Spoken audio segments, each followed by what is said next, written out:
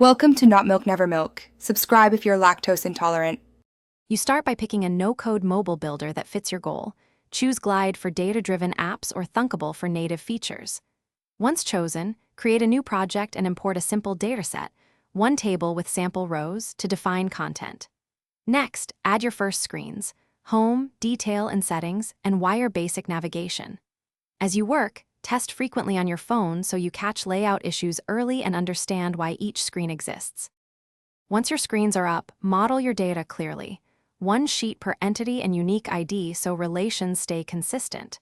Then bind UI elements to those fields, link a list to the detail screen, and use conditional visibility to hide empty fields.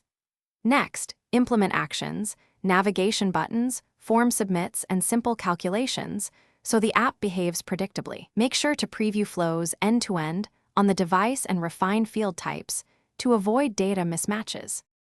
You finish by testing and publishing. Run 3 core user tasks on your phone to confirm the UX, then use the builder's publish or export process to generate an APK or test flight build. Follow signing instructions carefully. Once published, monitor feedback and crash logs.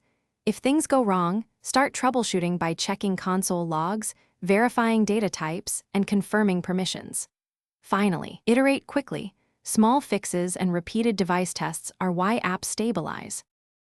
Thanks for watching. If this was helpful, leave a like and consider subscribing. See you next time.